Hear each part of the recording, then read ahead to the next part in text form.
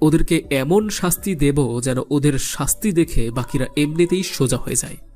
আরেকটা কথা মনে রাখবে, ওরা কিন্তু পুরো একটা গ্যাং নিয়ে চলাফেরা করে। ওরা একটা গ্যাংস্টার না হলে একা একজনের সাহস হবে না এত বড় কাজগুলো করার জন্য। আমার মনে হচ্ছে না ওদের শুধু এটাই কাজ, ওরা আরও অনেক বেশি কাজ করে থাকে, বিভিন্ন অপক্রম করে থাকে। আমার মনে হচ্ছে এটাই সেই লেডি কুইনের কাজ। লেডি কুইন নিজেই এসব কাজ করে থাকেন, আমার যতটুকু ধারণা। আকাশ রিফাতের সঙ্গে কথা বলতে বলতেই সেই জঙ্গলে চলে আসলো। আর জঙ্গলে আসার পরে দেখতে পেল সেখানে একটা রুম রয়েছে, ছোট্ট একটা ঘর তোলা হয়েছে।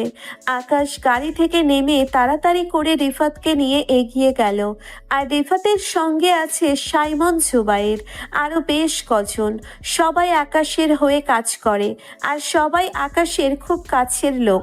আকাশ ওদেরকে নির্দ্বিধায় বিশ্বাস করে, কারণ আকাশ ওদেরকেও নিজের ছোট ভাইয়ের মতোই মনে করে। সব সময় ওদের সঙ্গে ফ্রি থাকার জন্য চেষ্টা করে। আকাশ সামনে এগিয়ে যাচ্ছে হাতে পিস্তল নিয়ে। আর তখন রুমটার চারিদিকে সবাই মিলে ঘিরে ফেলল। আর আকাশ দরজার ভিতরে প্রবেশ করলো।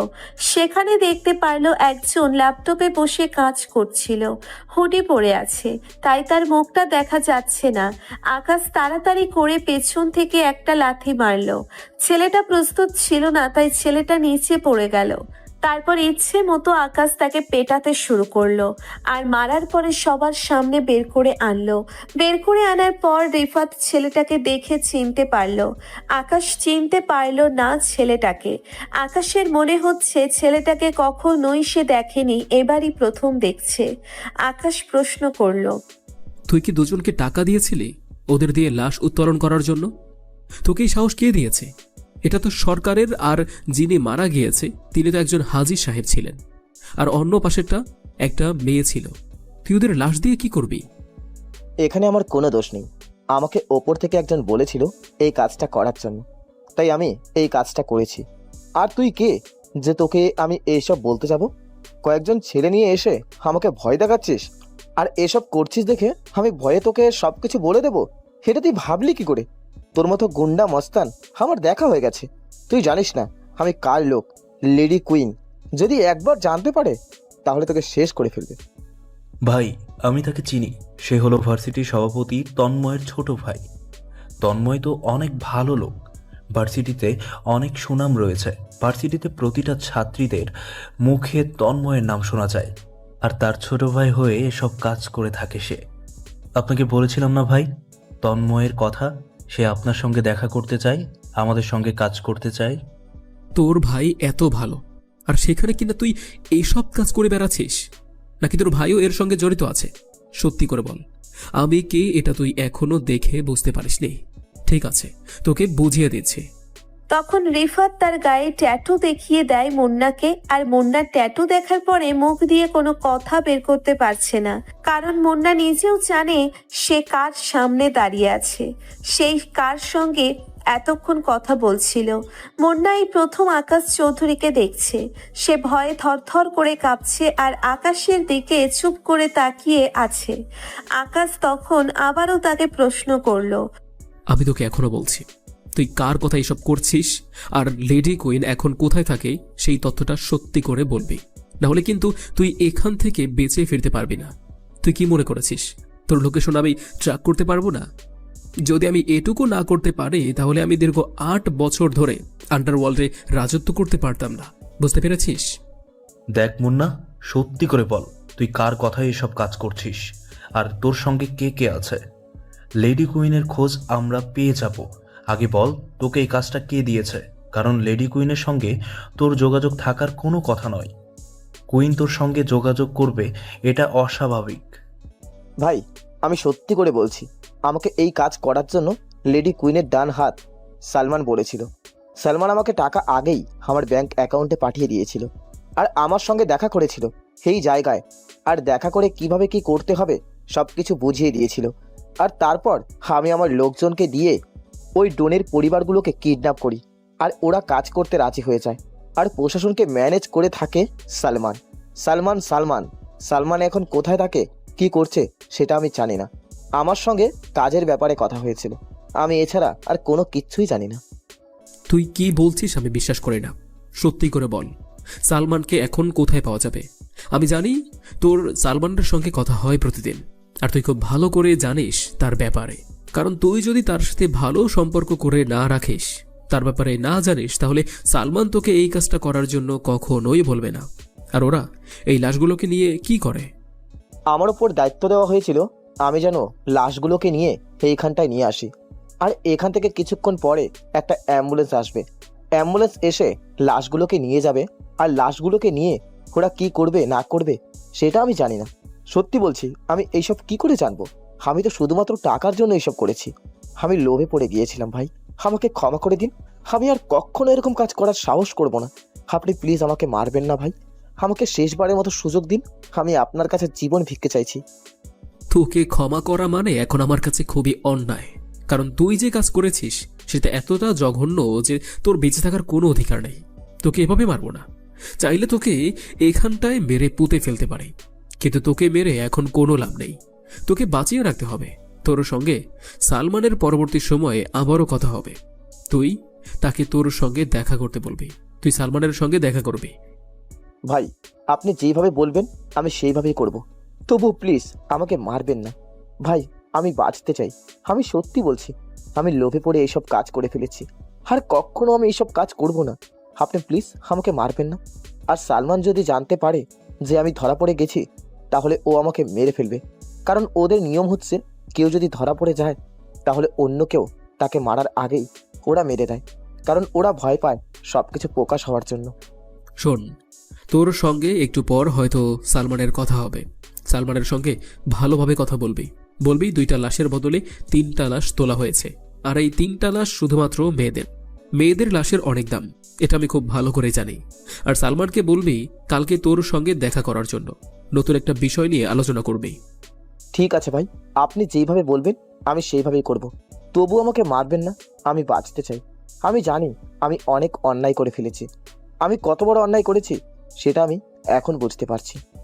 আমার ভাবতে অনেক বেশি লজ্জা হচ্ছে, কারণ মানুষ মারা গেলে এটা কি করে ফোরাত তুলে আবার ওদের কাছ থেকে কিনে নিয়ে এগুলো পাচার করতে পারিস। আমার তো এখন ইচ্ছে করছে তোকে মেরে ফেলতে। আসলেই ভাই, ওরা কতটা জঘন্য কাজ করে সেটা এখন বুঝতে পারছি। লেডি কুইন কতটা খারাপ আর কতটা পাষাণ হতে পারে তার এটা একটা নমুনা। এছাড়া তার আরও অনেক অপকর্ম আছে। মেয়েদেরকে তারা নিজের জিম্মায় রাখে, আর নিজের জিম্মায় রেখে তাদেরকে বিভিন্ন দেশে, বিশেষ করে আফ্রিকা আরও বিভিন্ন দেশে পাচার করে দেয়।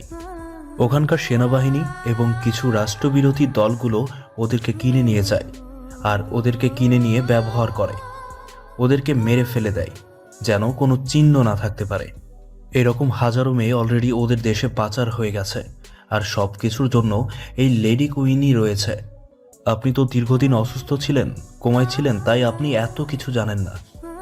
এই লেডি কুইনের কারণে আমার পুরো পরিবার শেষ হয়ে গিয়েছে, আর আমাকেও মেরে ফেলে রেখেছিল শুধুমাত্র তোরা ছিলি বলে আমি আজকে এখানে দাঁড়িয়ে আছি।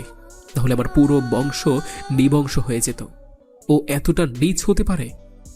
ভাই, আপনার সাথে সেদিন কি ঘটেছিল? লেডি কুইনের সঙ্গে আপনার কেন এত শত্রুতা? ও কেন আপনাকে দেখতে পারে না? আর লেডি কুইন মানুষের এত ক্ষতি করে, মানুষ কোনো কিছু বলে না, সব কিছু মুখ বুজে সহ্য করে। আর প্রশাসন তো নাচের পুতুল, প্রশাসনকে যেভাবে নাচানো হয় প্রশাসন সেইভাবেই নাচে। আমার বাবা ছিলেন একজন সায়েন্টিস্ট, আর আমার বাবা এমন একটা বিষয় নিয়ে গবেষণা করছিল যে আমরা যে পোলট্রি মুরগি খাই, বাবা গবেষণা করে জানতে পেরেছিল আমরা যে বাজার থেকে পোলট্রি মুরগি কিনে খাই, ওইগুলো খেলে 10 থেকে 12 বছরের মেয়েগুলো ওদের যৌবন শুরু হয়ে যায়, আর ওদের ঋতুস্রাব খুব তাড়াতাড়ি শুরু হয়ে যায়, কারণ ওদেরকে খাওয়ানো হয় এই পোলট্রি মুরগি। আর এই পোলট্রি মুরগির মধ্যে এমন একটা কেমিক্যাল মেশানো হয় যেন ওরা 45 দিনের মধ্যে তাড়াতাড়ি বড় হয়ে যায়। আর এত তাড়াতাড়ি বড় হয় সেই কারণেই এই প্রভাবগুলো, বিশেষ করে মেয়েদের ক্ষেত্রে এই সমস্যাগুলো হয়। ছেলেদের ক্ষেত্রেও সমস্যাগুলো হয়ে থাকে, তবে ছেলেদেরটা অনেক কম, মেয়েদেরটাই অনেক বেশি। কারণ সময়ের আগেই সব কিছু হয়ে যেত, আর এগুলোর দায়িত্বে ছিল ওই লেডি কুইন। কারণ এসবের ব্যবসা করত কেমিক্যাল আর বাজারে ভুল কেমিক্যাল ছড়িয়ে দিয়েছিল অসাধু ব্যবসায়ীদের কাছে। বাবা এগুলো নিয়ে রিপোর্ট তৈরি করেছিলেন, এমনকি এই রিপোর্টগুলো সর্বাধিকভাবে মন্ত্রণালয়ে জমা দিয়েছিলেন এই লেডি কুইনের ব্যাপারে। এই লেডি কুইনের আসল নাম হলো নীলা আক্তার। এই নীলা যেমন দুর্ধর্ষণ, তেমনি আবার চালাক। ও মাফিয়া ট্রেনিং করেছে।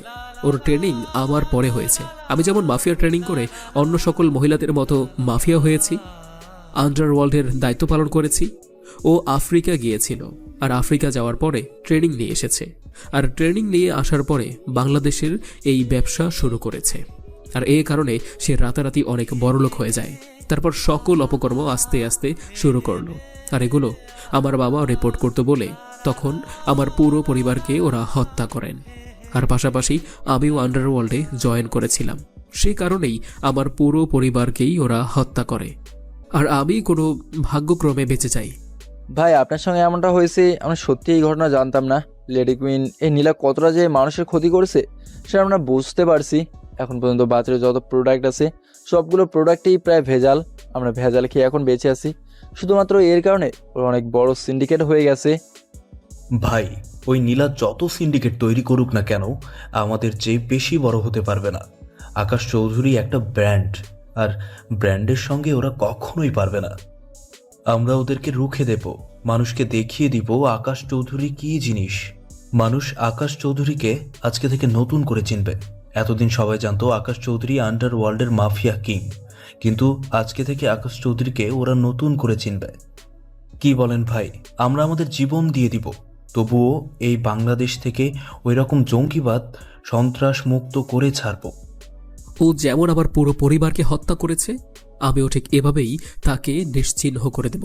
কত সুন্দর জীবন ছিল আমার, আর সেই জীবন থেকে আমাকে এই আন্ডারওয়ার্ল্ডে জয়েন করতে হলো শুধুমাত্র এর কারণে। আমি তাকে ছাড়ব না। ভাই, আপনার সঙ্গে অনেক বেশি অন্যায় হয়েছে। আমি এটা বুঝতে পারছি। আপনি আসলেই একটা ব্যান না হলে ভাই এত এত লোকজন আপনার হয়ে কখনোই কাজ করতো না। দেশের প্রতিটা জায়গায় আপনার একটা করে অফিস রয়েছে, আর সেখানে প্রায় অনেক মানুষ কাজ করে থাকে। সকলেই আপনার কথায় কাজ করে থাকে। আপনি একটা ইশারা দিলে সকল জেলার মানুষ এক হয়ে যায়। আপনার কত লোক হয়েছে সেটা আপনি মনে হয় নিজেও হিসাব করে বলতে পারবেন না। ভাই, আমাকে ক্ষমা করে দিন। আমি এখন থেকে আপনার হয়ে কাজ করব। তুই যে কথাগুলো বলেছিস সেই কথাগুলো সত্যি বলেছিস, কিন্তু তার মানে এই না যে আমার মন গলে যাবে। কারণ তুই এগুলো বলছিস আমাকে পটানোর জন্য, যেন আমি তাকে ছেড়ে দেই। এরকম না, কখনোই হবে না। তুই অন্যায় করেছিস, তার জন্য তোকে শাস্তি পেতেই হবে। কিন্তু শাস্তি পাওয়ার আগে যখন আমি অভিনয় করতে বলবো, যেভাবে তোকে নাচতে বলবো সেভাবেই তুই নাচবি। এই কথা বলার পরে আকাশ একটা লাথি মারলো। আকাশ লাথি মারার পরে মুন্নার মুখ দিয়ে রক্ত বের হচ্ছিল, আর হঠাৎ করেই একটা অ্যাম্বুলেন্স চলে আসলো। আর সঙ্গে সঙ্গে মুন্না তার রক্ত মুছে নিল হাতে থাকা রুমাল দিয়ে। আর আকাশের লোকজন, আকাশ সহ সকলেই চারপাশে লুকিয়ে পড়ল। আর অ্যাম্বুলেন্স থেকে নেমে আসলো ড্রাইভার নেমে আসার পরে তখন মুন্নাকে প্রশ্ন করতে লাগলো, কি ব্যাপার, এখানে এভাবে দাঁড়িয়ে আছেন কেন? আমি না বলেছিলাম এগুলো নিয়ে রেডি থাকতে?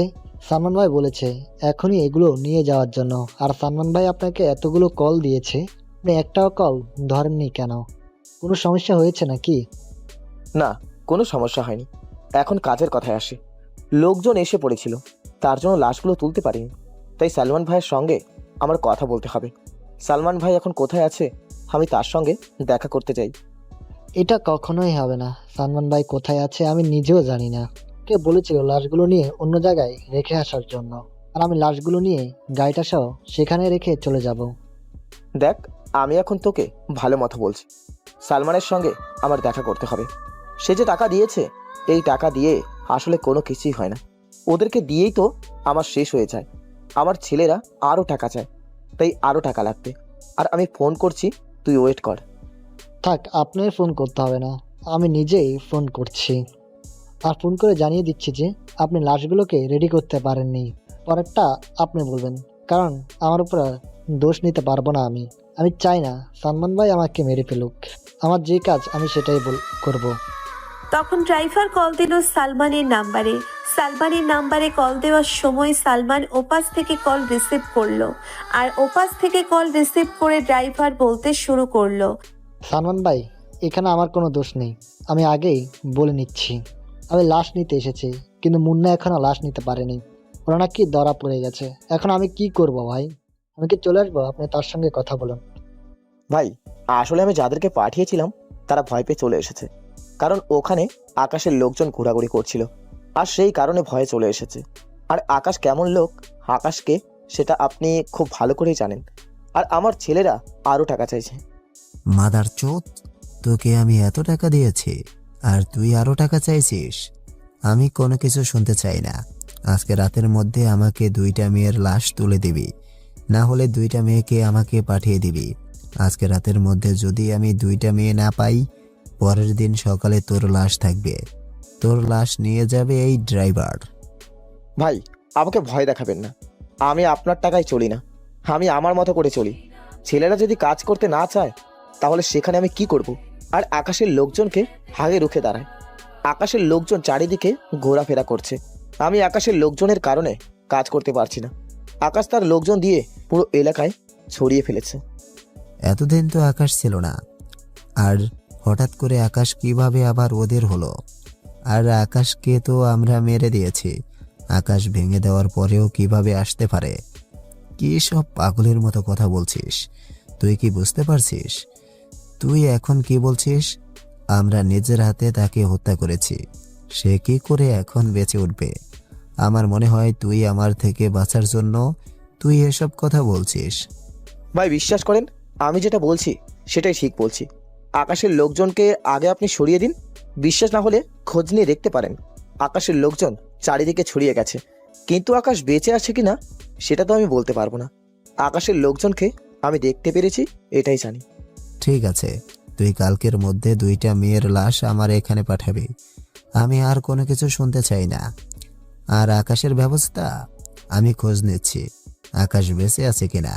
আর যদি মিথ্যা কথা হয়ে থাকে, তোর অবস্থা খারাপ করে দেব। তাড়াতাড়ি আমার কাজটা করা চাই। আর আমি আরো 2 লাখ টাকা তোর অ্যাকাউন্টে পাঠিয়ে দিচ্ছি। এই কথা বলার পরে সালমান কল কেটে দিল।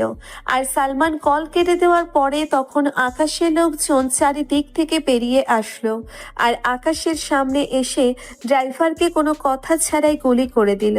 কারণ ড্রাইভার বেঁচে থাকার কোনো অধিকার নেই, সে অনেক বেশি অন্যায় করে ফেলেছে। আর তখন মুন্নার কাছে এসে মুন্নার কাঁধে হাত রাখলো আকাশ। মুন্নার কাঁধে হাত রাখার পরে আকাশ হাসতে হাসতে বলতে লাগলো, যাক, তোকে যতটুকু অভিনয় করতে বলেছিলাম তুই তার চেয়ে অনেক ভালো অভিনয় করেছিস। কিন্তু এখন আর তোকে আমার কোনো প্রয়োজন নেই। এখন কি করব জানিস? তোর শরীরে চামড়া কেটে রাস্তায় বিছিয়ে রাখবো, আর মানুষ সেটা পাড়া দিয়ে চলাফেরা করবে। তখন আমি শান্তি পাবো। এটা কেন করব জানিস? কারণ একটা মানুষ মারা গেলে লাশ উঠানোর পর তাদের কিডনি বিক্রি করার সাহস তুই কোথা থেকে পাস?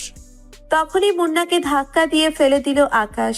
আর আকাশ ফেলে দেওয়ার পরে হাতে থাকা ছুরিটা নিয়ে প্রথমেই তার হাত কেটে ফেললো। আর হাত কেটে তার চামড়াগুলো আলাদা করতে লাগলো। আর সেখানে রিফাত মরিচের গুঁড়া দিল। আর সঙ্গে সঙ্গে মুন্না ছটফট করতে করতে সেখানেই মারা গেল। আকাশ তার কাঙ্ক্ষিত কাজ করে সোজা বাসায় চলে আসলো। আকাশ বাসায় এসে গোসল করে নিল। গোসল করে খাবার খেয়ে চুপচাপ ঘুমিয়ে পড়ল। পরের দিন সকালবেলায় আকাশ একটু দেরি করেই ঘুম থেকে উঠেছে।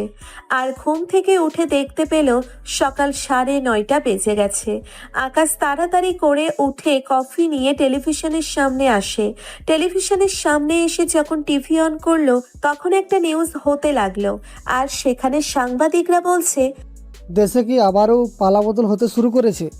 ধারণা করা হচ্ছে কাল রাত 2টার দিকে গাজীপুরের বড় জঙ্গলে একজনকে নৃশংসভাবে খুন করে, আর খুনটা অন্য কেউ করেনি, খুনটা আকাশ চৌধুরী নিজে করেছে। কারণ আকাশ চৌধুরীর সিগনেচার লাশের পাশায় রাখা হয়েছে। এতে পুলিশ খুবই সাধারণভাবে বুঝে ফেলেছে। কিন্তু আমাদের প্রশ্ন হচ্ছে, আকাশ চৌধুরীকে তো আগেই মেরে ফেলা হয়েছে, তাহলে কি আকাশ চৌধুরী সেদিন মারা যায়নি? আকাশ চৌধুরী কি আবারও ফিরে এসেছে? তবে লাশের পাশে লোকটির অন্যায় করা সব কিছু প্রমাণ পাওয়া গেছে। সেই পুরনো পন্থা অনুযায়ী পুলিশ আকাশ চৌধুরীকে খুঁজে বেড়াচ্ছে। আইন হাতে তুলে নেওয়ার জন্য পুলিশকে আকাশ চৌধুরীকে আদৌ ধরতে পারবে? পরবর্তী নিউজের জন্য আমাদের সঙ্গেই থাকুন। এই কথাগুলো আকাশ শুনতে পেল আর আকাশ এগুলো শুনে হাসতে শুরু করলো। তারপর আকাশ টিভি অফ করে দিয়ে সে ফ্রেশ হতে চলে গেল আর ফ্রেশ হয়ে যথারীতি সে খাবার খেয়ে নিল। আকাশ এখন রেডি হয়ে নিল ভার্সিটির উদ্দেশ্যে যাবে বলে। আর আকাশ রেডি হয়ে হাঁটতে হাঁটতে ভার্সিটির সামনে চলে আসে। অনেক কম দামি শার্ট প্যান্ট পরে এসেছে, যার জন্য সবার থেকে একটু আলাদা দেখাচ্ছে আকাশকে। তাতে আকাশ কোনো কিছুই মনে করছে না, কারণ সে যে এভাবে এসেছে এটাই তার অন্যরকম একটা ভালো লাগা কাজ করছে। একটা সময় সে এভাবেই চলাফেরা করত, কিন্তু মাফিয়া হওয়ার পরে সে অন্যভাবে চলাফেরা করে। সবাই আকাশকে দেখে অন্যভাবে দেখছে। সবাই মনে করছে এরকম খ্যাত মার্কা আবুল আবার কোথা থেকে আসবে। সবাই আকাশের দিকে তাকিয়ে তাকিয়ে হাসছে। আবার কেউ কেউ আকাশকে দেখে সামনাসামনি বলেই ফেলছে, এরকম ফকির ভার্সিটিতে আসলো কিভাবে। আকাশ এগুলো শুনেও না শোনার ভান করলো। তারপর সামনের দিকে এগিয়ে গেল। সামনে থেকে এগিয়ে যাওয়ার পরে হঠাৎ করে একটা মেয়ে এসে আকাশের সঙ্গে ইচ্ছে করে ধাক্কা দিল। আর আকাশকে ধাক্কা দেওয়ার ফলে আকাশ কিছুটা মাটিতে পড়ে গেল। আকাশ নিজেই উঠে পড়ল। আকাশ উঠে মেয়েটার দিকে তাকায় আর মেয়েটার দিকে তাকিয়ে দেখতে পারলো মেয়েটা শর্ট ড্রেস পরেছে, যেটা মেয়েটাকে একদমই বাজে দেখাচ্ছে। মেয়েটা তখন আকাশকে বলতে লাগলো, কিরে ফকির, রাস্তা কি তোর বাবা করে দিয়ে গেছে ভার্সিটির? আমি যে তোকে পেছন থেকে এতগুলো হর্ন দিচ্ছি, তুই সাইড দিচ্ছিস না কেন? কোথায় হারিয়ে গেছিস ফকিরের বাচ্চা? তুই এই ভার্সিটিতে কি করিস? নাকি সবার জুতা পরিষ্কার করতে এসেছিস? কোনটা? আপু, আমি তো আমার মতো করে সাইড দিয়ে যাচ্ছিলাম, আপনি শুধু শুধু কেন ধাক্কা দিলেন? আমি অনেক ব্যথা পেয়েছি আপু, এটা কিন্তু ঠিক হলো না। আর আমি তো আপনাকে চিনি না, আপনি এভাবে আমাকে গালিগালাজ করছেন কেন? তোর সাহস তো কম নয়, তুই আমার মুখের উপরে কথা বলছিস। একদম চুপ থাকবি, আর যদি আরেকটা কথা বলেছিস তাহলে কিন্তু তোকে মেরে ফেলবো, শালা ফকির। আকাশ আর কোনো কিছু বলল না, কারণ আকাশ এখন জানে কোনো কিছু বলেও কাজ হবে না। কারণ সবাই জানে আকাশ ফকির, সেজন্য সবাই যে যার মতো করে ওকে অপমান করে যাচ্ছে। তারপর আকাশ ক্লাসে চলে আসলো আর ক্লাসে এসে সবার পেছনের বেঞ্চে বসে পড়লো। সবার পিছনের বেঞ্চে বসে ভাবতে শুরু করলো আকাশের মতো যারা গরিব ঘরের সন্তান আছে তাদের কত কিছু সহ্য করতে হয়। আর আকাশ যদি এভাবে ছদ্মবেশে এখানে না আসতো তাহলে কখনোই আকাশ বুঝতে পারতো না। আকাশ এই ছদ্মবেশে এখানে এসেছে বলেই সবকিছু বুঝতে পারছে। একটু পরেই একজন মেয়ে ক্লাসে প্রবেশ করলো। মেয়েটাকে দেখে আকাশ চোখ ফেরাতে পারছে না। মেয়েটাকে আকাশ খুব ভালো করে চিনতে পেরেছে। আকাশ মেয়েটাকে দেখে সত্যি অবাক হয়ে গেল, কারণ এরা তো আর কেউ না, এটা তো মেঘলা। মেঘলা তাহলে এই ভার্সিটির শিক্ষকতা করছে। মেঘলাকে অনেকদিন পরে দেখতে পারলো। মেঘলা পিছনের দিকে তাকালো আর মেঘলা পিছনের দিকে তাকানোর পরে আকাশকে দেখতে পারলো। আকাশকে দেখে সে অনেকটা অবাক হয়ে যায় আর সবার সামনে নিজেকে কন্ট্রোল করে আকাশের কাছে আসে। আকাশের কাছে এসে আকাশের পরিচয় জিজ্ঞেস করলো বেশ স্বাভাবিকভাবেই। আর আকাশ তখন বলতে শুরু করলো, ম্যাম, আমার নাম আকাশ, আমি থাকি এই সামনের বস্তিতে, অনেক গরিব ঘরের সন্তান। আমি আর অনেক কষ্ট করেই এই ভার্সিটিতে চান্স পেয়েছি। ও আচ্ছা, ঠিক আছে, মনোযোগ দিয়ে ক্লাস করবেন, আর যদি কোনো সমস্যা হয় তাহলে আমাকে জানাবেন। আর সবাই তোমরা তাকে বন্ধুর মতোই মনে করবে, কেউ তার সঙ্গে কোনো খারাপ ব্যবহার করবে না। সে নতুন এসেছে, তাই তোমাদের সঙ্গে মানিয়ে নিতে একটু সমস্যা হবে, তোমরা ম্যানেজ করে নিও। ম্যাডাম এই কথা বলার পরেও কেউ ম্যাডামের কথায় পাত্তা দিল না।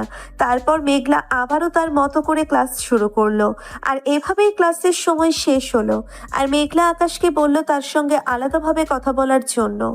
আকাশ ভার্সিটির ক্লাস শেষ করে এসে পার্কে চলে আসলো, কারণ আগে থেকেই তাকে বলে দেওয়া হয়েছে পার্কের দিকে যাওয়ার জন্যে। আকাশ পার্কে এসে একা একাই বসে আছে। কিছুক্ষণ পর মেঘলা এসে তার পাশে বসলো। মেঘলা তার পাশে বসার পর আকাশ চুপ করে আছে আর মেঘলা বলতে শুরু করলো, কি ব্যাপার, তুমি এখানে কি করো?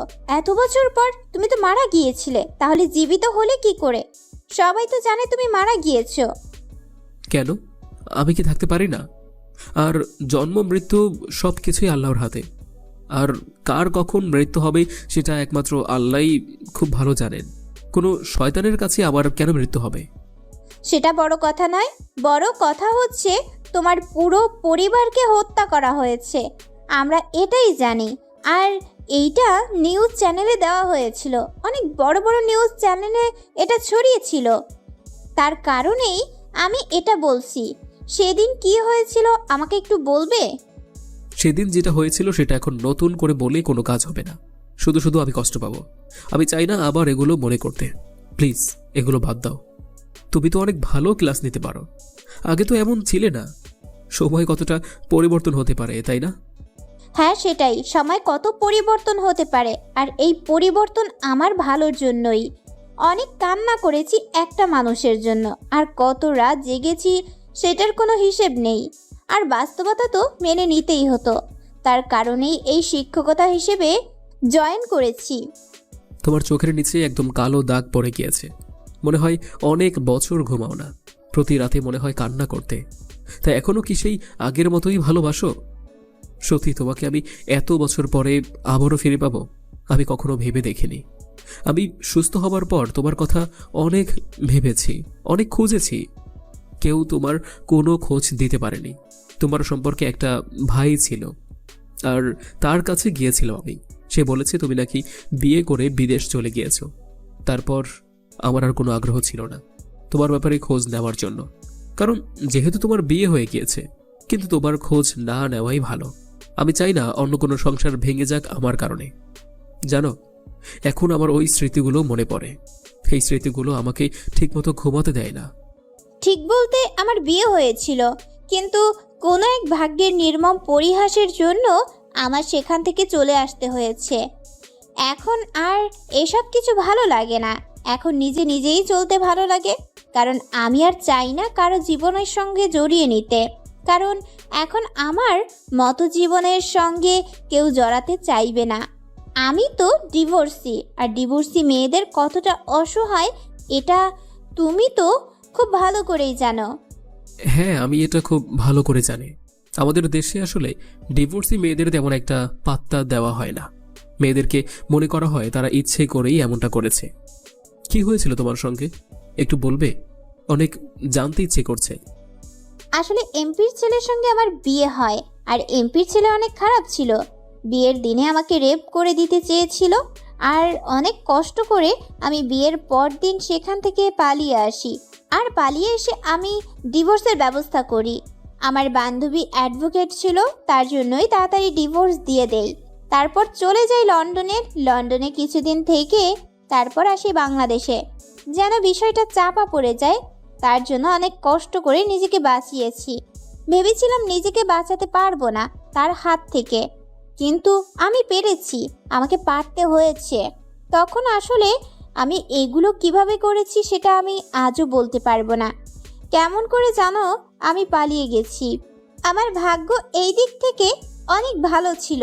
আমার পরিবার কোনো কিছুই করতে পারতো না এমপির ছেলের সাথে, কারণ এমপির ছেলের ক্ষমতাটা দাপট ছিল অনেক বেশি। তার জন্য ভয়ে লন্ডনে চলে গেছি। তোমার সঙ্গে আমার রিলেশনশিপ ছিল প্রায় 3 বছর।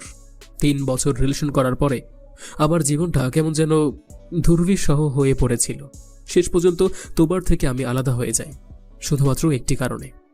আমার পরিবারে ধ্বংস নেমে আসলো, আর সেই কারণে আমরা আলাদা হয়ে যাই। আমি আবারও তোমাকে আগের মতো ফিরে পেতে চাই। দেখো, এখন তোমার সুন্দর একটা স্বপ্ন আছে, জীবন আছে। আমার জীবনের সঙ্গে জড়িয়ে কেন তুমি নিজেকে নষ্ট করবে? ওই যে কথায় আছে না, পচা ফলের সঙ্গে থাকলে ভালো ফলটাও পচে যায়। প্লিজ আমাকে এসব কোনো কিছু বলো না, আমার অনেক কষ্ট হয়। আমি তোমাকে সত্যিই এখনো অনেক ভালোবাসি। তুমি বিশ্বাস করবে, এখনো তোমার ছবি নিয়েই আমি ঘুরে বেড়াই মানিব্যাগে, কারণ তুমি আমার অন্যরকম ভালোবাসা, যে ভালোবাসা কখনোই আসলে বলার নয়। আমি তোমাকে আবারও আগের মতোই গ্রহণ করতে চাই। তুমি চাইলে আমি আজকেই বিয়ে করতে পারি। প্লিজ বলো। অর্ধেকটা জীবন তো পার করে দিয়েছো, বাকি অর্ধেকটা জীবন না হয় আমার সঙ্গে পার করবে। মেঘলা আর কোনো রকম কথা বলল না। মেঘলা আকাশকে শক্ত করে জড়িয়ে ধরলো আর আকাশও মেঘলাকে শক্ত করে জড়িয়ে ধরলো। দুজনের ভালোবাসা সেই আগের মতোই আছে, শুধুমাত্র পরিস্থিতির কারণে ওরা আলাদা হয়ে গেছে। হঠাৎ করে চারিদিক থেকে গোলাগুলির আওয়াজ বের হয়ে আসলো আর আকাশ তাড়াতাড়ি করে মেঘলাকে নিয়ে সাইডে চলে আসলো। আকাশ খুব ভালো করে বুঝতে পারছে তাকে গুলি করা হয়েছে, এটা আকাশ ভালো করে বুঝতে পেরেছে, কিন্তু মেঘলা কোনো কিছু বুঝতে পারছে না। মেঘলা জিজ্ঞাসা ভঙ্গিতে আকাশের দিকে তাকিয়ে আছে আর আকাশ তখন বলতে শুরু করলো। লেডি কুইনের লোকজন এরকম করছে, ওরা জানতে পেরে গিয়েছে আমি এখানে আছি, তার জন্যই আমাকে অ্যাটাক করার জন্য এসেছে। তুমি চিন্তা করো না, তুমি এখানে দাঁড়াও, আমি আসছি, তুমি আমার সঙ্গে এসো না। প্লিজ তুমি যাবে না, আমার কসম। তোমাকে আমি একবার হারিয়েছি, আবারও ফিরে পেয়েছি, এখন আর হারাতে চাই না। প্লিজ তুমি এই সব কিছু ছাড়বে বলো, আমি আর এসব কিছু চাই না।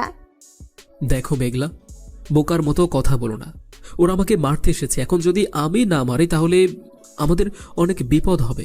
প্লিজ তুমি আমাকে ছাড়ো, আর কোনো কথা বলো না। আমি যেটা বলেছি সেটাই, আমি আর কোনো কথা শুনতে চাই না। প্লিজ তুমি এখন যাবে না, আমি তোমাকে হারাতে চাই না। কেন বুঝতে পারছো না? আমি তোমাকে অনেক ভালোবাসি। তোমার জন্য প্রতিটা রাতে আমি ঘুমাতে পারি না, প্রতিটা রাতে তোমার কথা মনে হতো। প্লিজ মেঘলা, তুমি বোঝার চেষ্টা করো, এখন যদি আমি তাদেরকে না মারি তাহলে ওরা আমাকে মেরে ফেলবে। তুমি কিটা চাও আমি শুধু শুধু কাপুরুষের মতো মরে যাই?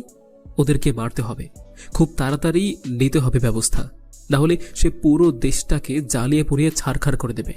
ওর কারণে মানুষ কতটা অসহায় হয়ে গিয়েছে তুমি নিশ্চয়ই পত্রিকায় দেখতে পারছো।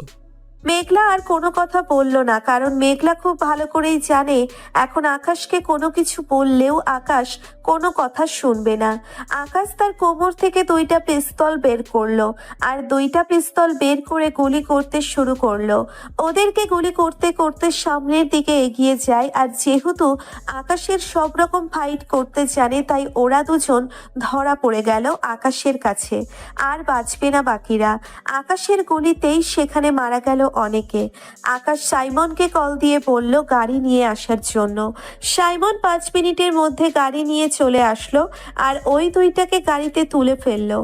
গাড়িতে তুলে ফেলার পরে মেঘলা তখন গাড়িতে উঠলো। মেঘলা গাড়িতে উঠে চুপচাপ রইল। মেঘলা এসব কিছু দেখে অনেক আগে থেকেই ভয় পায়। আকাশ তখন গাড়ি চালাতে শুরু করলো। আকাশ তার গোডাউনে চলে আসলো।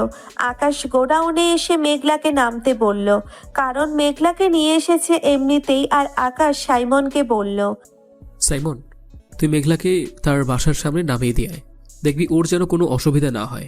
তাড়াতাড়ি যা। মেঘলা, তুমি এখন চলে যাও, তোমার সঙ্গে পরে কথা হবে। মেঘলা আর কোনো কথা বলতে পারল না। মেঘলা গাড়িতে উঠে পড়লো আর সাইমন এদিকে গাড়িতে করে মেঘলার বাসার সামনে এসে নামিয়ে দিল আর আকাশের নাম্বারটা দিয়ে গেল। সাইমন আবারও গাড়ি নিয়ে গোডাউনে চলে আসলো। গোডাউনে এসে গাড়িটা রেখে ভিতরে চলে গেল। দেখতে পারলো আকাশ চেয়ারে বসে আছে ওদের সামনে। রিফাত তখন ওদেরকে জিজ্ঞেস করতে লাগলো, কিরে, তোদেরকে কে পাঠিয়েছে? যদি এটা না বলিস তাহলে কিন্তু তোরা এখানেই মারা যাবি, এটা তো ভালো করেই বুঝতে পারছিস। তার চেয়ে ভালো সত্যি করে বল, বেঁচেও যেতে পারিস, আকাশ ভাই তোদেরকে ছেড়েও দিতে পারে। আমাদেরকে লেডি কুইন পাঠিয়েছে আকাশকে খুন করার জন্য। আকাশের একটা ছবি দেওয়া হয়েছিল আর ছবিটা দিয়ে বলেছিল এটাকে যেখানে পাবে সেখানে মেরে ফেলতে, আর এটার জন্য আমাদেরকে 10 লক্ষ টাকা দিয়েছে। আমরা এই 10 লক্ষ টাকার লোভে এটা করেছি। আমরা লেডির সাথে কোনো কাজ করি না, আমরা ভাড়াটে খুনি। লেডি কুইন পালিয়েছে? কিভাবে তোর সঙ্গে যোগাযোগ হলো লেডি কুইনের? আর লেডি কুইন বা সালমান এখন কোথায় আছে? সত্যি করে বল, যদি না বলিস তাহলে কিন্তু তোরা এখানেই মারা যাবি, তোদের একটা একটা পার্ট আমি কেটে ফেলবো। ভাই, সালমান এখন বর্তমান মধুপুর গড়ের জঙ্গলে আছে, সেখানে তার বাহিনী নিয়ে থাকে। আর লেডি কুইন কোথায় আছে সেটা আমি এখনো বলতে পারবো না, কারণ লেডির সঙ্গে আমার কোনো কথা হয়নি। আমাকে সালমান ভাড়া করেছিল আর সালমান এটা করেছিল। লেডি কুইনের সঙ্গে বেইমানি করলে একমাত্র মৃত্যুই হতে পারে। আকাশ আর কোনো কথা শুনলো না। আকাশ আর কোনো কথা না শুনে 2টাকে গুলি করে দিল। আর গুলি করে দেওয়ার পরে ছটফট করতে করতে সেখানেই ওরা মারা গেল। ওরা বেঁচে থাকার এটা কোনোভাবেই সম্ভব না। কারণ ওরা যেহেতু বেইমানি করেছে আকাশের সঙ্গে, আকাশকে খুন করার জন্য এসেছে, তাহলে আকাশ কি করে ওদেরকে ছেড়ে দেবে? আকাশ সবাইকে রেডি হতে বলল আর সবাই সবার মতো করে প্রস্তুতি নিয়ে নিল। সন্ধ্যাবেলায় আকাশ সবাইকে নিয়ে গাড়িতে করে বের হচ্ছে। দামি দামি ব্র্যান্ডের গাড়ি নিয়ে সবাই এগিয়ে যাচ্ছে। আকাশ কোন গাড়িতে আছে সেটা সঠিকভাবে কেউ বলতে পারবে না। আকাশ গাড়ি ড্রাইভ করে যাচ্ছে ড্রাইভারের ছদ্মবেশে। যদিও কেউ জেনে যায় তাহলে কেউ বুঝতে পারবে না। প্রায় দীর্ঘ 1 ঘন্টা জার্নি করার পরে সেই জঙ্গলে এসে পৌঁছলো আকাশ। সামনের দিকে এগিয়ে যাচ্ছে, সবাইকে চারিদিক থেকে ছড়িয়ে দিয়েছে। সবাই আকাশের প্ল্যান অনুযায়ী চারিদিক থেকে যাচ্ছে। আকাশের সঙ্গে আছে সাইমন এবং সাকিব, আর বাকিরা অন্য দিক দিয়ে গেছে। রিফাত আলাদা করে তার একটা টিম নিয়ে অন্য পাশ দিয়ে গিয়েছে। আকাশ সামনের দিকে এগিয়ে যেতে শুরু করলো, আর এগিয়ে যাওয়ার পরে সামনের দিকে দেখতে পারলো অনেক সিকিউরিটি পাহারা দিচ্ছে। আর তখন আকাশ মাইক্রোফোনে সবাইকে বলতে শুরু করলো, খুবই সাবধান, কেউ এক পা ফালানোর আগে দেখে নেবে, কারণ নিচে অনেক কিছুই পাতা থাকতে পারে, যেটার কারণে জীবন পর্যন্ত চলে যেতে পারে। আর গাছের উপরেও খেয়াল করবে, কারণ গাছের উপরে থাকতে পারে, তাই খুব সাবধানে। এই এলাকার ব্যাপারে আমরা তেমন কোনো ভালো মতো জানি না, এবারেই প্রথম এসেছি, তাই কোথায় কে আছে সেটা বলতে পারবো না, তাই খুবই সাবধানতার সাথে অপারেশন করতে হবে। ভাই, আপনি কোনো চিন্তা করবেন না, এই অপারেশনে আমরা সালমানকে ধরে ফেলতে পারবো। আপনি নিজে আমাদেরকে ট্রেনিং দিয়েছেন সবকিছুর, আপনার ট্রেনিং কখনো বৃথা যেতে পারে না। আকাশ সামনের দিকে এগিয়ে গেল, আর সামনের দিকে এগিয়ে যাওয়ার পরে আরো বেশি সিকিউরিটি দেখতে পারলো। আর আকাশ কমান্ডো স্টাইলে সবাইকে মুখের উপর ধরে নামিয়ে নিয়ে আসলো, যেন কেউ শব্দ করতে না পারে। আর সবাই এভাবে করতে থাকে, আর বেশ কজন এভাবেই মারা যায়। আকাশ আবারও সামনের দিকে এগিয়ে যেতে শুরু করলো, আর এগিয়ে যাওয়ার পরে একদম কুঠুরি ঘরের কাছাকাছি চলে আসলো। চারিদিক থেকে সবাইকে দাঁড় করিয়ে রেখে আকাশ ভিতরে লুকিয়ে ঢুকে পড়লো, আর লুকিয়ে ওদের কথাবার্তা শুনতে লাগলো। সালমান কারোর সঙ্গে হয়তো কথা বলছে, আর কথাগুলো ছিল এমন, তুমি যে লেডি কুইংয়ের ছোট বোন, এটা তো কেউ বুঝতে পারবে না। আর লেডি কোথায় আছে এটা কেউ জানতে পারবে না। তুমি শুধু শুধু এত বেশি টেনশন করছো। আগে আমাকে একটু আদর করতে দাও, তারপরে সব কিছু। তুমি প্রতিদিন একটা করে মেয়ে নিয়ে আসবে, আবার আমাকেও খাবে? হ্যাঁ, এটা তো হতে পারে না। তুমি প্রতিদিন অন্য কোনো মেয়েকে খেতে পারবে না, এটা আমাকে কথা দিতে হবে। তারপরে আমি আমাকে টাচ করতে দিব। তুমি খুব ভালো করে জানো যে আমার কোনটা ভালো লাগে এবং কোনটা ভালো লাগে না, তাহলে শুধু শুধু কেন এত কথা বলছো? আর আমার কাজই হলো মেয়েদেরকে নিয়ে, আর আমি একটু শুয়ে থাকবো না? এটা তো হতে পারে না। ওদেরকে তো বিক্রি করে দেওয়া হয়। আর তুমি এত ভালো হলে কিভাবে? তুমি তো এত ভালো না, আমি তো জানি তোমার ব্যাপারে। তুমি যে কজনের সাথে কাটিয়ে এসছো রাত। আমি কতটা খারাপ সেটা আমি খুব ভালো করে জানি। আমি প্রতিটা মেয়েকে হাতে ফেলে ওদেরকে পাচার করে দিই আপুর সাহায্যে। এটা যে আমার অনেক ভালো লাগে, বুঝতে পেরেছ? কারণ আমি চাই পুরো বাংলাদেশের রাজত্ব করতে, আর আপুর রাজত্ব করা মানে আমার রাজত্ব করা, বুঝতে পেরেছ? বুঝতে পেরেছি। শোনো, এমপি সাহেবের কাছে আজকে তুমি চলে যাও, আর এমপি সাহেবকে কোনোভাবে যদি ম্যানেজ করতে পারো তাহলে কিন্তু আমাদের কাছে আরও সুবিধা হয়ে যাবে। এমপি সাহেবও কয়েকজনকে আমাদের কাছে পাঠিয়ে দিতে পারে। এমপি সাহেবের অনেক লোকজন আছে, আমাদের কাজে সাহায্য করবে, কারণ বর্ডার ক্রস করতে এমপি সাহেবের সাহায্যের প্রয়োজন আছে। আমার একটা সন্দেহ লাগছে, সেটা হলো ভার্সিটিতে আজকে একটা নতুন ছেলে এসেছে। ছেলেটা ক্যাট টাইপের, তবে দেখে মনে হচ্ছে অন্যরকম। আকাশের লোকজন তার থেকে ছড়িয়ে ছিটিয়ে আছে, আর আকাশ আসলেই বেঁচে আছে এখনো, কারণ তুমি লোক পাঠিয়েছিলে, ওদের কোনো খবর নেই। কিন্তু আর কয়েকজন পার্কের মধ্যে মেরে ফেলে রাখা হয়েছিল, তার মানে বুঝতে পারছো আকাশ বেঁচে আছে। তো প্রথম কথা হচ্ছে আকাশ বেঁচে আছে, এটা একদম সত্যি। কিন্তু পরবর্তী কথা হচ্ছে ও যে কোনো ছদ্মবেশ ধারণ করতে পারে, কারণ আমরা তার চেহারা এখনো পর্যন্ত দেখিনি, শুধুমাত্র তুমি আর আপু দেখেছিলে। তাহলে ওই খ্যাতের ছেলেটাই আকাশ হবে। ভার্সিটির প্রিন্সিপালকে সাবধানে থাকতে বলবে, কারণ আকাশ ওখানে গিয়েছে ভার্সিটির প্রিন্সিপালকে আর কিছু অধ্যাপক আছে, যেমন বাংলা শিক্ষক, তিনি কিন্তু আমাদের হয়ে কাজ করে। এই দুজন ব্যক্তির জন্য আকাশ ভার্সিটিতে ছদ্মবেশে গেছে। আকাশ জানতে পেরে গেলে পুরো সর্বনাশ হয়ে যাবে। আর কোনোভাবে যদি এই ঠিকানা পায় তাহলে কিন্তু অবস্থা খারাপ হয়ে যাবে আমাদের সবার।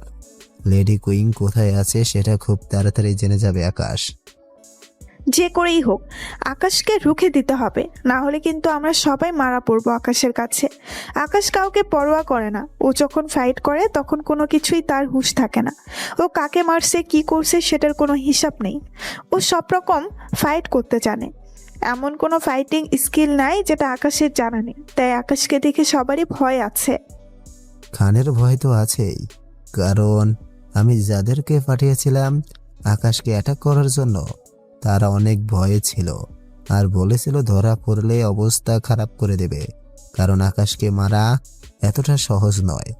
আমরা নিজেরাই মারতে পারলাম না, ভেবেছিলাম আকাশ মরে গেছে, কিন্তু সে যে আবার এভাবে জীবিত হয়ে আমাদেরকে ঘোরাবে সেটা কখনো ভাবতে পারিনি। আকাশ খুব ভালো করে বুঝে ফেলেছেন এখানে লিমা আছে। তার মানে লিমাই হলো লেডি কুইনের ছোট বোন, আর লিমা খুব ভালো করে জানে লেডি কুইন এখন কোথায় আছে। আকাশ চারিদিক থেকে গোলাগুলি শুরু করতেই বলল, আর চারিদিক থেকে পাখির মতো ঝাঁকে ঝাঁকে গুলি করছে। আর ওরা যেহেতু ভিতরে ছিল না সেজন্য খুব সহজেই তাদেরকে মারতে পারছে না। সালমান পিস্তল নিয়ে গুলি করছে, কিন্তু আকাশের কাছে এসব কেন কিছুই না। আকাশ ভিতরে প্রবেশ করলো। আকাশ ভিতরে প্রবেশ করার পরে লিমাকে লাথি দিয়ে ফেলে দিল, আর সঙ্গে সঙ্গে লিমা দৌড়ে পালিয়ে যেতে শুরু করলো। আর আকাশ ধরে ফেললো, আর ধরে ফেলার পরে লিমাকে গাড়িতে বন্দি করে রাখলো, আর বাকিদেরকে ইচ্ছে মতো মারতে শুরু করলো। সালমানকে মারতে মারতে আধমরা করে ফেলেছে। আর তখন সালমান বলতে লাগলো, ভাই, আমাকে ক্ষমা করে দিন। আমি অনেক বেশি ভুল করেছি, পাপ করেছি। আমি আমার নিজের জীবন ভিক্ষা চাইছি। প্লিজ আমাকে মারবেন না। আমি বাঁচতে চাই। আমি এত তাড়াতাড়ি মরতে চাই না।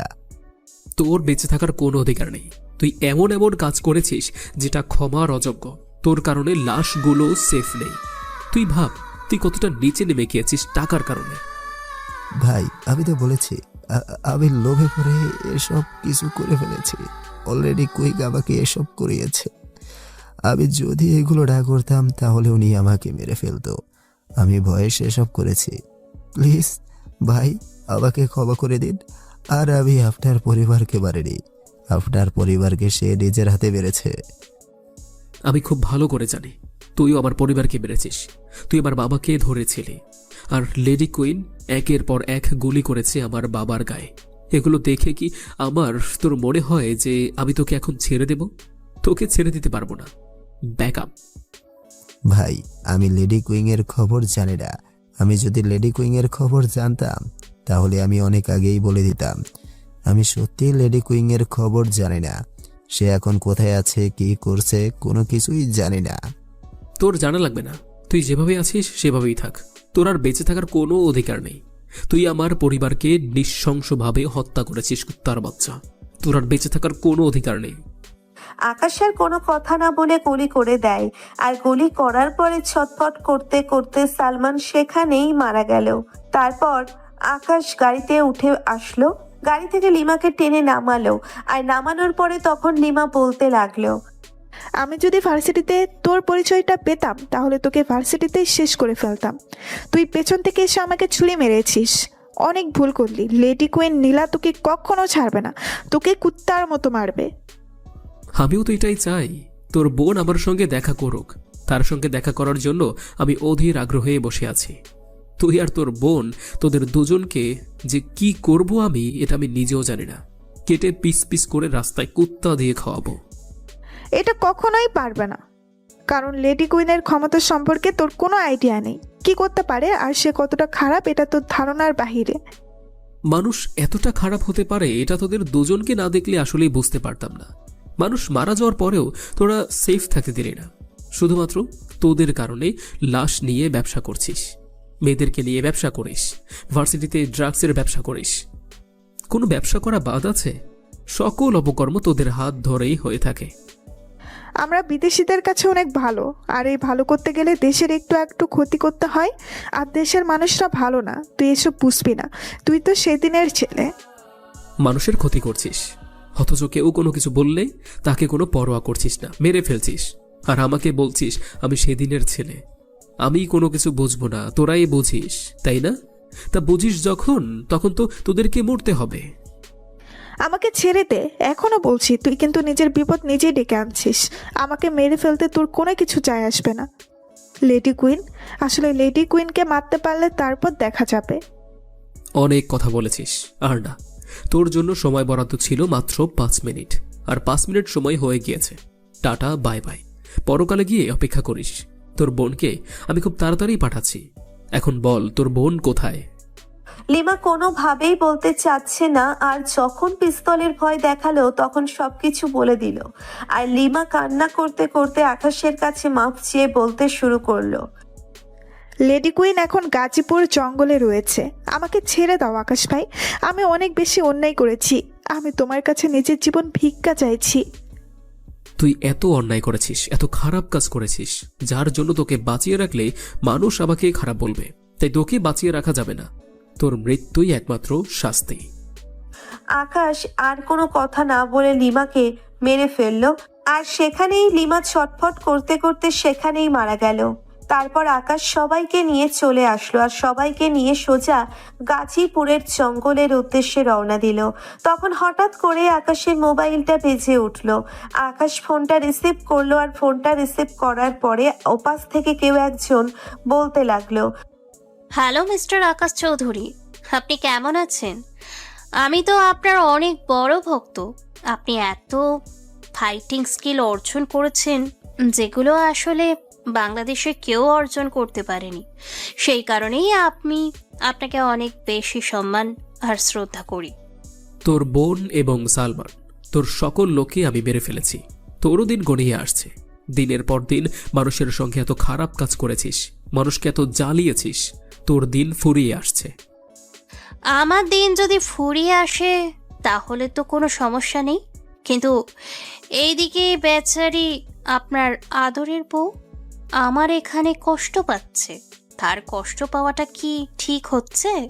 মেয়েটা এত কান্না করতে পারে, সেটা আসলেই ভালো লাগছে না। আমার ছেলেরা বলছে তাকে নিয়ে একটু ভিতরে রঙ্গলীলা করবে। দেখ, তোর সঙ্গে আমার সমস্যা দুটি হয়েছে, তুই মেঘলার কোনো ক্ষতি করবি না প্লিজ। মেঘলা যদি কোনো ক্ষতি হয় তোকে আর আস্ত রাখবো না। আমি আসছি, খুব তাড়াতাড়ি আসছি তোর কাছে। আরে রাখ তোর বক বক, তোর ডায়লগ আমার সামনে মারিস না। তোর ডায়লগ শোনার সময় আমার কাছে নেই। তোর মেঘলাকে আমি তুলে এনেছি, মেঘলার মা বাবাকে পর্যন্ত তুলে এনেছি। যদি ওদেরকে জীবিত দেখতে চাস তাহলে তাড়াতাড়ি করে গাজীপুরের জঙ্গলে চলে আয়। আশা করি তুই এই জায়গাটা জেনে গেছিস একটু আগেই। তো মনে করেছিস আমি কোনো খবর রাখি না? আমি সব খবর রাখি। আরে যদি আমি এসব খবর না রাখি তাহলে লেডি কুইন হলাম কি করে? তোকে তো মারবো, তার সাথে তোর দুজন পার্টনারকেও মারবো। ভার্সিটির অধ্যাপক, তাকে মারবো। তোরা সবাই মিলে এই শহরটাকে পুরো নরক বানিয়ে দিয়েছিস। তোদের মৃত্যু নিশ্চিত। মেঘলার কোনো ক্ষতি করিস না। তোর সঙ্গে তার কোনো ঝামেলা হয়নি। তোর ঝামেলা হয়েছে আমার সঙ্গে যা করার করবি। এটা বললে তো চলবে না। আমার যেটা ইচ্ছা আমি সেটাই করব। তোর কাছ থেকে শুনে করতে হবে আমি কি করব না করব। ঠিক আছে, তুই তাড়াতাড়ি চলে আয়। 20 মিনিটের মধ্যে আসবি। আর যদি 20 মিনিটের মধ্যে না আসিস তাহলে কিন্তু তোর মেঘলাকে আর পবিত্র পাবি না।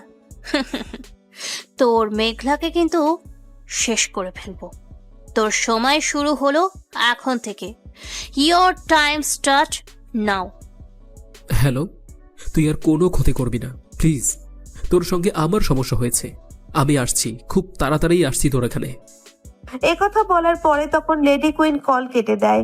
আর লেডি কুইন কল কেটে দেওয়ার পরে আকাশ লুকিয়ে তাড়াতাড়ি করে সেখানে যেতে থাকে। আর 10 মিনিটের মধ্যে সেখানে পৌঁছে যায়।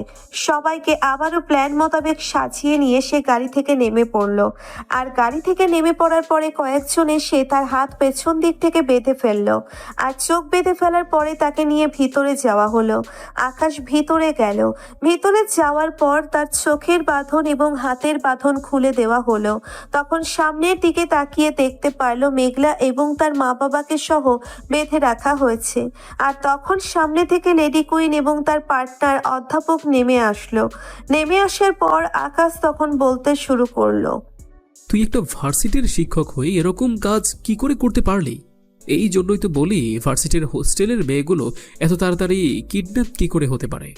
একের পর এক মেয়েগুলো কিডন্যাপ হচ্ছে, আর প্রশাসন এগুলো দেখে কোনো কিছুই বলছে না। প্রশাসন কোনো মামলা নিতে চাচ্ছে না। আমার যা ইচ্ছে আমি সেটাই করব। হোস্টেলে মেয়েগুলোকে আমার অনেক পছন্দ হয়, সেজন্য আমি ওদেরকে ব্যবহার করি, আমার কাজে নিজের জন্য ব্যবহার করি। আর বাকিদের আমি বিদেশে পাচার করে দিই, তাতে তোরা তো সমস্যা কিসের?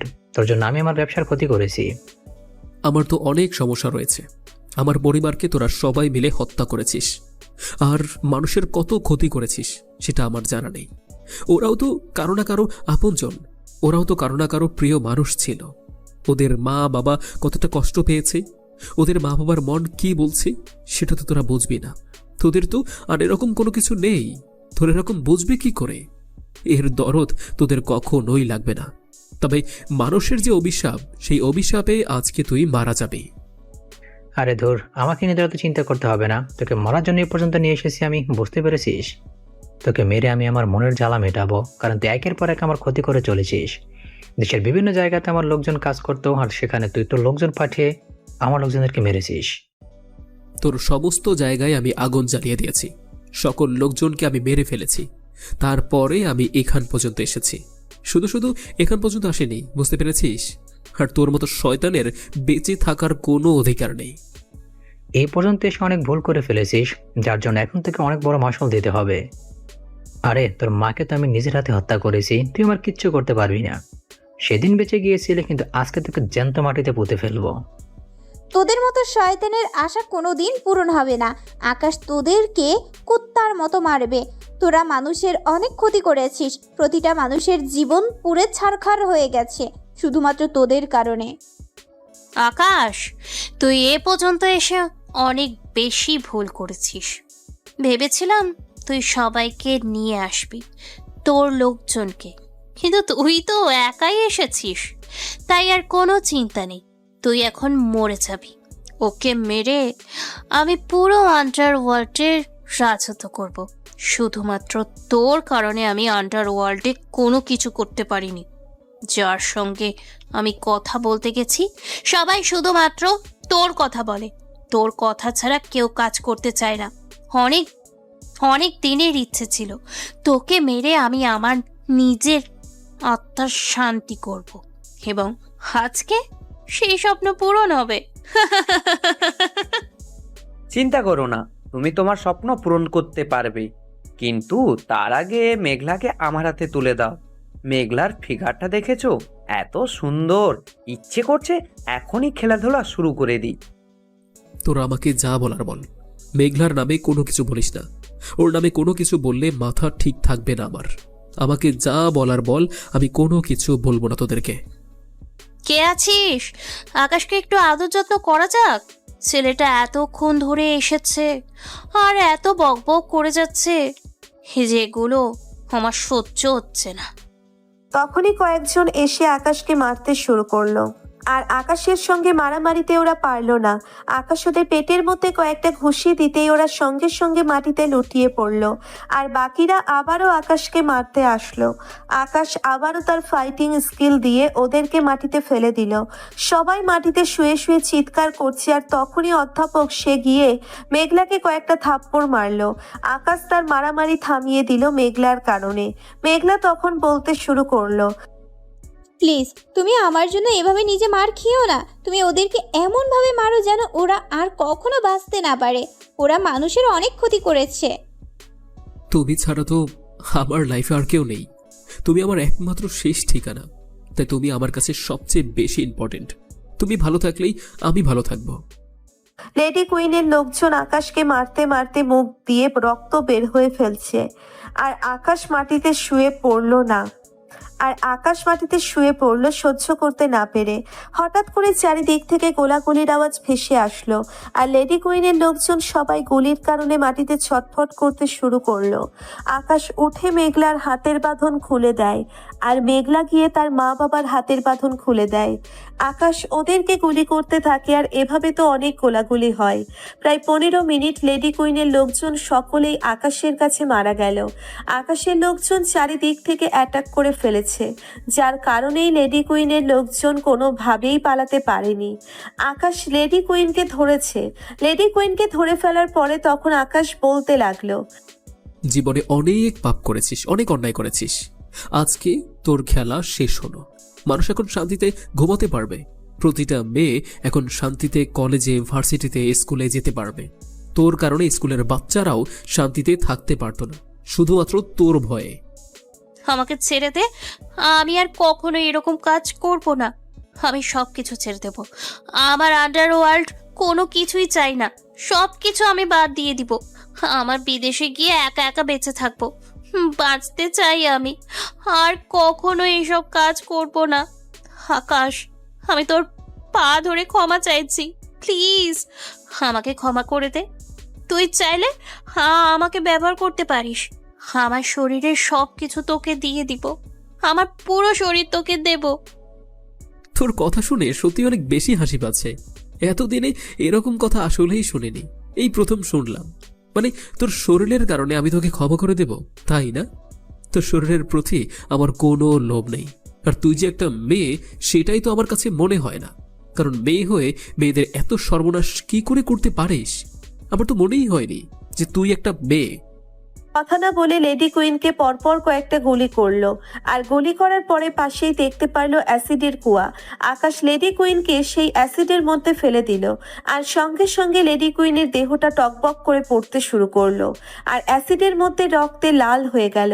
আর এটা দেখে মেঘলা শক্ত করে এসে আকাশকে জড়িয়ে ধরলো, আর মেঘলা শক্ত করে জড়িয়ে ধরে কান্না করতে শুরু করলো।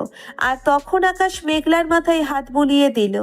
আকাশ তখন মেঘলাকে বলতে লাগলো, থাক, আর কান্না করতে হবে না। আমাদের দুঃখের দিন শেষ হয়েছে, এখন শুধু সুখের দিন বাকি। জীবনটা না হয় আমার সঙ্গেই কাটিয়ে দেবে, কি বলো? দেবে তো? হ্যাঁ, বাকি জীবন আপনার সঙ্গেই তো কাটাতে হবে। আপনি ছাড়া তো এখন আমার কেউ নেই। আর আপনার সন্তানের মা হব খুব তাড়াতাড়ি, সেই ব্যবস্থাটা করুন। এই কথা বলে মেঘলা অনেকটা লজ্জা পেয়ে যায়।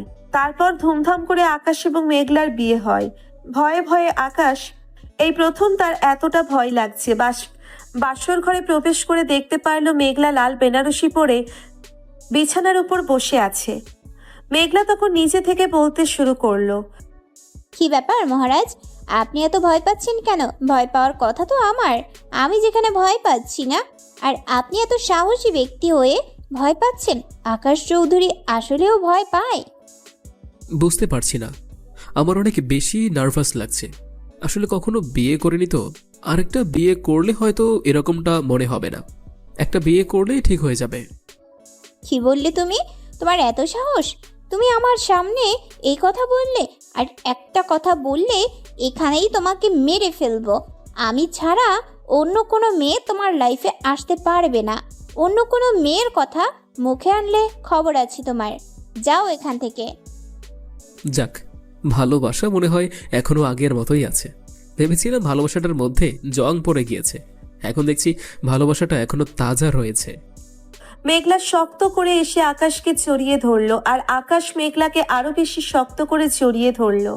এতক্ষণ আকাশ ফাজলামো করেছে, এটা মেঘলা অনেক আগেই বুঝতে পেরেছে। মেঘলা তবুও আকাশকে হারানোর ভয় করে, আর তখনই মেঘলার ঠোঁট জোড়া দখল করে নিল আকাশ। মেঘলাও রেসপন্স দিয়ে যাচ্ছে, আর কিছুক্ষণ পরে আকাশ ছেড়ে দিল। ছেড়ে দেওয়ার পরে লাইট অফ করলো। লাইট অফ করার পরে ওরা দুজনে হারিয়ে গেল এক অন্যান্য রাজ্যে। আর এভাবে না হয় থাকুক তাদের মিষ্টি ভালোবাসার গল্পটা নিয়ে। নিত্য নতুন ভালোবাসার গল্প পেতে আমাদের চ্যানেলটি এখনই সাবস্ক্রাইব করে পাশে থাকবেন। ধন্যবাদ সবাইকে।